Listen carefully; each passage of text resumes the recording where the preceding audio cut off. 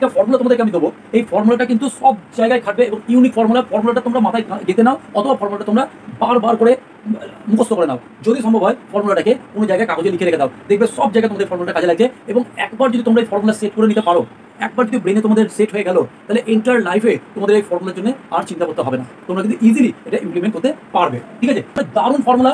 এই ফর্মুলা বাচ্চা থেকে বড় যারা ইংলিশ জানে না তাদের কাছেও কিন্তু ইংলিশ আজকে সোজা হয়ে যাচ্ছে, একদম জলের মতন হয়ে যাচ্ছে ইংলিশ, কিন্তু আজকে অত কঠিন আর লাগছে না। আরেকটা মিল দেখো, সুন্দর একটা মিল। কি মিল দেখো, ইজের লাস্ট লেটার কি আছে? এস, হ্যাজেরও এস, ডাজেরও এস আর ওয়াজেরও এস। সাবজেক্ট, ভার্ব, অবজেক্ট বা সাবজেক্ট আর ভার্ব, এই দুটো নিয়ে কিন্তু অনেক সমস্যা তৈরি হয়। মানে কোন সাবজেক্টের সময় কোন ভার্ব বসাবো, কোন সাবজেক্টের সময় কোন অক্সিলারি বসাবো, এই সমস্যাটা কিন্তু শুধু বাচ্চাদের নয়, অনেক সময় আমরা ইংলিশ শেখার পরেও কিন্তু আমরা ইমপ্লিমেন্ট করার সময় কিন্তু আমাদের অনেক সমস্যায় পড়তে হয়। তাহলে আজকে তোমাদেরকে আমি এই সমস্যার একটা কিন্তু কমপ্লিট গাইডলাইন দেবো এবং কমপ্লিট একটা সমস্যার সমাধান দেবো। এবং জেনে রাখো, এমন এক ফর্মুলার কথা তোমাদের বলতে চলেছি, যে ফর্মুলাটা তোমরা প্রয়োগ করলে নিমেষে তোমরা জেনে যাবে যে কোন সাবজেক্টের সঙ্গে কোন ভার্বের ইউজ হয়। তোমাদের এক ফোঁটাও কিন্তু কনফিউশন থাকবে না এক্ষেত্রে। তো আজকে তোমরা এই ভিডিওটাতে শেষ পর্যন্ত যদি জুড়ে থাকো, তাহলে অন্তত এই সাবজেক্ট আর ভার্বের সঙ্গে কি একটা অ্যাকুমুলেশন রয়েছে, এইটা কিন্তু তোমাদের একেবারে কনফিউশন দূর হয়ে যাবে। তাহলে তোমরা সাবজেক্ট ভার্ব এগ্রিমেন্টের যে ইউনিক ফর্মুলা, সেই ফর্মুলাটা তোমরা আজকে শিখতে চলেছ। এই ফর্মুলাটার আগে তোমাদেরকে আমি কিছু কথা বলে নিতে চাই যে আমরা কোন সাবজেক্টের সঙ্গে কোন ভার্ব বসাবো, তার আগে বেসিক্যালি একটা সাবজেক্ট আছে, মানে দুটো সাবজেক্ট আছে, যে সাবজেক্টের সঙ্গে আমরা কিন্তু ইজিলি বুঝতে পারি যে এই ভার্বটা বসতে পারে। যেরকম ধরো আমি যদি বলি, আচ্ছা হি এর সাথে কি বসবে, হি বা শি, এর সাথে আমি যদি তিনটে তোমাকে ভার্ব দিই, অ্যাম, ইজ, আর, এর সঙ্গে কোনটা বসতে পারে? আমি জানি এক চান্সে তোমরা উত্তর দেবে শেয়ার, হি আর শি এর সাথে অবশ্যই ইজ বসবে, এখানে আরও বসবে না, অ্যামও বসবে না। কারণ অ্যামকে কিন্তু অলরেডি আই অ্যাকোয়ার করে রেখে দিয়েছে, কারণ আই অ্যামের সঙ্গে একমতো হোল্ড করে থাকে। তাই যে ওয়ার্ল্ডের এমন কোনো সাবজেক্ট নেই যার সঙ্গে অ্যামের ইমপ্লিমেন্টেশন রয়েছে। তাহলে আর দে, ইউ, উই, এদের সাথে যেহেতু প্লুরাল ফর্ম, ওদের সাথে আর ইউজ হয়। ঠিক আছে, তাহলে কনসেপ্ট হচ্ছে হি আর শি, এদের সাথে কি বসছে? ইজ বসছে। ঠিক আছে, তাহলে ইজ যদি বসে, তাহলে তোমাদের কাছে আমার একটা কোয়েশ্চেন যে হি আর শি এর সাথে যদি ইজ বসে, তাহলে বাকি যে সাবজেক্টসগুলো রয়েছে তাদের সাথে আর বসবে অ্যাম, ইজ, আরের মধ্যে, অবভিয়াসলি। তাহলে এইটুকু কনসেপ্ট যদি তোমরা এখন বুঝে যাও, তাহলে এই কনসেপ্টটা থেকেই আমি কিন্তু তোমাদের নেক্সট যে সেশন বা নেক্সট যে ফর্মুলা কি হতে চলেছে, বা এই ফর্মুলাটা টোটাল এন্টায়ারলি তোমরা বুঝতে পারবে।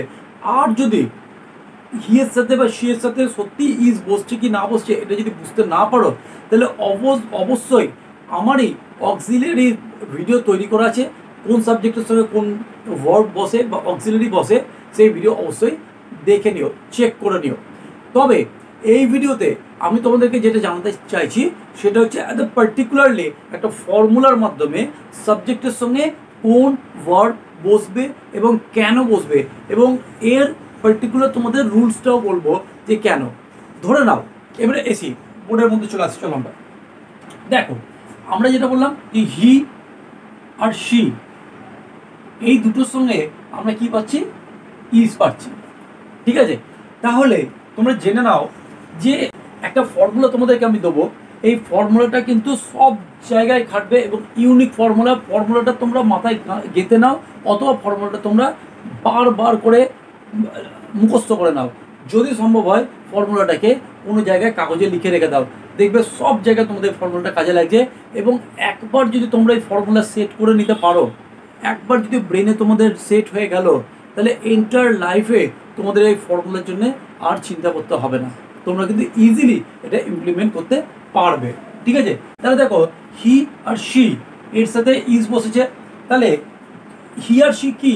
হি আর সি হলো দেখো সিঙ্গুলার, হি আর সি সিঙ্গুলার, দুটোই কিন্তু একই জিনিস, দুটোই একই জিনিস হি আর সি, কিন্তু তফাৎ হচ্ছে কি এটা মেয়েদের ক্ষেত্রে, এটা ছেলেদের ক্ষেত্রে ইউজ হয়, ফিমেল আর মেলের ক্ষেত্রে পার্টিকুলারলি আলাদা আলাদা সাবজেক্ট ইউজ হয়, ঠিক আছে। হি আর সি, তো যেখানে হি আর সি ইজ খাচ্ছে, মানে আমি একটা, মানে তোমাদের শুনতে খারাপ লাগবে কিন্তু একটা জাস্ট আমি নর্মাল কমন কথা যেটা বলছি, যে হি আর সি ইজ খাচ্ছে, মানে এটা বুঝতে পারছো যে হি আর সি ইজ নিচ্ছে।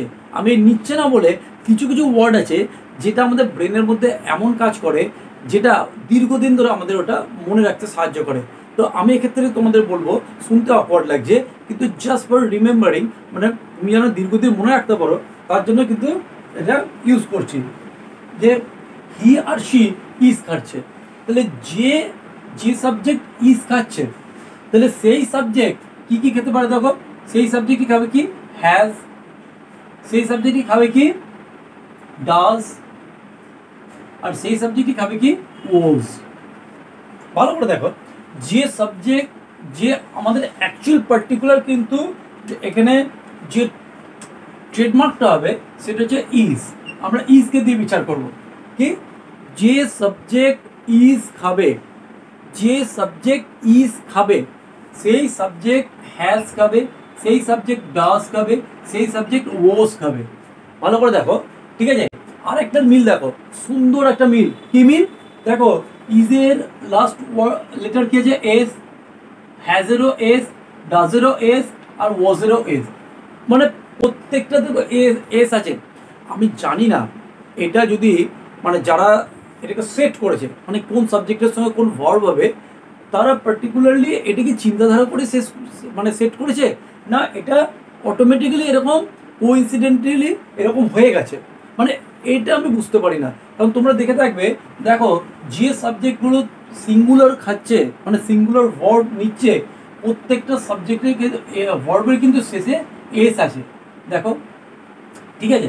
তো সেরকমভাবে আমি যদি বলি যে সাবজেক্ট আর খাবে, মানে যে সাবজেক্ট ধরে নাও আর খাবে, আর কে খাচ্ছে, আর খাচ্ছে দে, আর খাচ্ছে ইউ, আর খাচ্ছে উই, তাহলে এরা সাবজেক্ট দে ইউ উই, এরা যদি প্রনাউন হয় তাহলে নাউন কি হতে পারে, নাউন এদের মতোই অনেক নাম হতে পারে, কোনো ব্যক্তির নাম হতে পারে, ইউ নাম হতে পারে, উই নাম হতে পারে, তাই তো, হি আর সি নাম হতে পারে।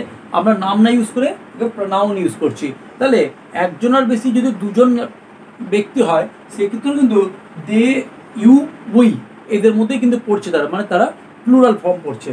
তাহলে সেক্ষেত্রে আমরা কি করব, সেক্ষেত্রে এরা দেখো প্রত্যেককেই কি খাচ্ছে, আর খাচ্ছে।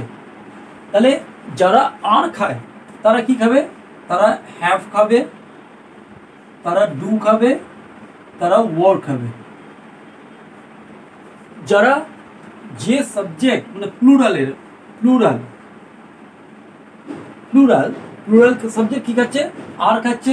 আমাদের এখানে মার্কটা কি, অ্যাকচুয়ালি হচ্ছে আমাদের ট্রেডমার্কটা কি আর, যদি আর মানে আমরা এটা দিয়ে কিন্তু বিচার করব। যখনই আমার ধরে নাও এরকম হচ্ছে he plane a place, he plane a place, সঙ্গে সঙ্গে আমি কি ইউজ করবো, হি ইজ না আর, হি ইজ, অথবা হি প্লেস। হি সেন্ড না সেন্ডস, হি এর সাথে কি আছে, হি এর সাথে ইজ খায়, অথবা সেন্ডস। শি কমপ্লিট না কমপ্লিটস, তাহলে শি এর সাথে কি আছে, ইজ খাচ্ছে, অথবা শি যদি ইজ খায় তাহলে অবশ্যই শি কমপ্লিটস। তাহলে ম্যাটারটা বুঝতে পারছো কিরকম ভাবে, মানে শি এর সাথে ইজ খাচ্ছে তাহলে she has, she was, he has, he was. কেন, কারণ শি আর হি এর সাথে ইজ খাচ্ছে। যদি ধরে নাও এরকম হয় হি রানস, হি এর সাথে কি খাচ্ছে, ইজ, তাহলে রানস। শি এর সাথে রান না রানস, শি এর সাথে কি খাচ্ছে, ইজ, তাহলে অবশ্যই রানস। তাহলে আমাদের এই যে প্রেজেন্ট ইনডিফিনাইটের যে ইউজ, যে কোনো সাবজেক্টের সঙ্গে ডু খাবে না ডাস খাবে, মানে V5, এটা অ্যাকচুয়ালি বলছে কি V5 আর এটা বলছে V1, যে V5 খাবে না V1 খাবে কোনো সাবজেক্টের সঙ্গে, সেটার কিন্তু সমাধান আজকের এই ফর্মুলাটাতে রয়ে গেছে। একটা মানে দারুণ ফর্মুলা। এই ফর্মুলা বাচ্চা থেকে বড় যারা ইংলিশ জানে না তাদের কাছেও কিন্তু ইংলিশ আজকে সোজা হয়ে যাচ্ছে, একদম জলের মতন হয়ে যাচ্ছে ইংলিশ, কিন্তু আজকে অত কঠিন আর লাগছে না। হ্যাঁ, অবশ্যই এর প্রায়োরিটি রয়েছে, না হলে গোটা ওয়ার্ল্ডে ইংলিশকে এত বেশি প্রায়োরিটি দিচ্ছে কেন? অবভিয়াসলি এর মধ্যে কিছু তো আছে যেগুলো আমরা শিখতে থেকে ভয় খেয়ে যাচ্ছি। জাস্ট ফিয়ারটাকে দূর করে দিলে কিন্তু ইংলিশ আমাদের কাছে ইজি হয়ে যাবে। তাহলে বুঝতে পেরেছ? তাহলে দে আর, তাহলে দে হ্যাভ, দে আর তাহলে দে ডু, দে আর তাহলে দে ওয়ার, ইউ সাথে ইউ আর তাহলে ইউ হ্যাভ, ইউ আর তাহলে ইউ ডু, ইউ আর তাহলে ইউ ওয়ার, উই আর তাহলে we have, we do, we were. তাহলে ইজিলি তাহলে যারা ইজ খাচ্ছে তারাই হ্যাজ খাচ্ছে, ডাস খাচ্ছে, ওয়াজ খাচ্ছে, যারাই আর খাচ্ছে তারাই হ্যাভ খাচ্ছে, ডু খাচ্ছে, ওয়ার খাচ্ছে। ওকে, আর যদি মানে এই ক্ষেত্রে একটা বলি, আই হচ্ছে ইউনিভার্সাল, আইকে বলা হয় ইউনিভার্সাল। এর ক্ষেত্রে কিন্তু কমপ্লিটলি সমস্ত ফর্মুলাটা আলাদা। এই ফর্মুলাটা তোমরা লিখে নাও, আইয়ের সাথে কিন্তু সম্পূর্ণ আলাদা। কীরকম? আই খাবে অ্যাম, আই আবার দেখো খাবে ওয়াজ। তাহলে যখনই আই ওয়াজ খেলো কি মনে হচ্ছে আইটা সিঙ্গুলার। সেরকমই সঙ্গে সঙ্গে আই খাবে কি হ্যাভ। যখনই হ্যাভ খেলো দেখবে হ্যাভটা কার সঙ্গে খায়? সাথে প্লুরালের সঙ্গে খায়, সঙ্গে সঙ্গে হচ্ছে এটা যেন প্লুরাল, কিন্তু তা নয়। আই সিঙ্গুলারও নয়, আই প্লুরালও নয়, দু রকমভাবে ইউজ হচ্ছে। আবার আই দেখো দেখে মনে হচ্ছে সিঙ্গুলার, কিন্তু খাচ্ছে কি জু।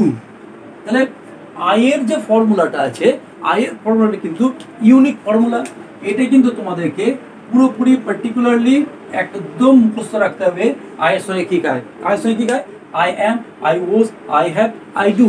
তাহলে যখন আই বলি, আই কি? I play, I complete, I send, I walk, I swim, I right, I read, I scold, I coral, everything আয়ের সাথে সব কিন্তু দেখো V1 খাচ্ছে, ঠিক আছে? আর এদের সঙ্গে সবার সঙ্গে হি আর শি এর সাথে কিন্তু তোমার এস খাচ্ছে। এবারে হি আর শি এর জায়গায় যদি পার্টিকুলার একটা নাম হয়, ধরো কি নাম দেবে? একটা যে নামটা কমন আমরা সবসময় বলি কি রাম, ধরে নাও, তাই তো? রাম, তাহলে কি হবে? রাম যদি হয়, রাম ইজ খাচ্ছে, রামের সাথে কি ইজ খাচ্ছে, রাম হ্যাজ, রাম ডাজ, রাম ওয়াজ। তাহলে এত একটা সহজ ফর্মুলার মাধ্যমে মানে অক্সিলিয়ারি কি করে ইনপুট হয় এবং কোন সাবজেক্টের সঙ্গে কোন ভার্বের কি এগ্রিমেন্ট রয়েছে, মানে এটা খুব ইজি। মানে একটা ছোট জাস্ট একটা মানে স্টার্টিং, এই স্টার্টিংটা, এই বেসিকটাই কিন্তু অনেকের ক্ষেত্রে সমস্যা ক্রিয়েট করে। আর সত্যি মানে যাই বলো, আমাদের কিন্তু অনেক লজ্জাও লেগে যায়। ধরো না তুমি ইংলিশ জানো, কিন্তু ইংলিশ জেনেও তুমি হঠাৎ বলতে বলতে আই কমপ্লিটস বলে দিলে, আই সেন্টস বলে দিলে, বা হি কমপ্লিট বলে দিলে। মানে আমরা থরলি কথা বলতে গিয়ে অথবা ইংলিশে কিছু বলতে গিয়ে বা লিখতে গেলেও কিন্তু আমাদের এই ভুলটা হতে থাকে। আমরা ইংলিশ জানলেও কিন্তু এই ভুলটা হতে থাকে। আজকের পর এই ফর্মুলা থেকে তোমাদের কিন্তু এই ভুলটা হওয়ার চান্স নেই। কেন? কারণ যখনই তুমি আই বলবে, আয়ের সঙ্গে দেবে ইজ তো খাচ্ছে না, আয়ের সঙ্গে কি ফর্মুলা আছে? ইজ হতে হবে। ইজ যখন খাচ্ছে না তাহলে অবভিয়াসলি ওটা কমপ্লিট হবে না, কমপ্লিট হবে। ওটা সেন্টস হবে না, সেন্ড হবে। ওটা প্লেস হবে না, প্লে হবে। ওটা ওয়ার্কস হবে না, ওটা ওয়ার্ক হবে।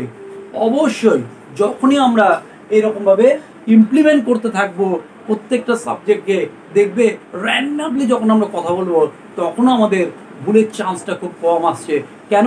কারণ আমাদের কাছে যখনই সাবজেক্টটা আসবে তার সঙ্গে আমরা ইজ না আর সঙ্গে সঙ্গে আমরা, যেহেতু এই হি আর শি এর সাথে ইজটা খাওয়ানো খুব সহজেই আসে। He is my brother, he is a good boy, এগুলো আমরা ছোটো থেকে শুনে আসছি, তাই এর সঙ্গে ওটা অ্যাকুমুলেট করতে কিন্তু সমস্যা হয় না, ঠিক আছে? তাহলে যাই হোক, তো আজকে তোমরা এই অক্সিলারি বা সাবজেক্ট ভার্বের যে এগ্রিমেন্টটা এই খুব ইজিলি একদম বাচ্চা থেকে মানে যারা জানে বা যারা জানে না প্রত্যেকের ক্ষেত্রে একদম ইজি ম্যাটার হয়ে গেছে। নিশ্চয়ই আজকে এই ভিডিওটা তোমাদের প্রচণ্ড ভালো লেগেছে এবং আশা করছি যদি ভালো লেগে থাকে তাহলে তোমরা এই ভিডিওতে একটা অবশ্যই লাইক শেয়ার করবে।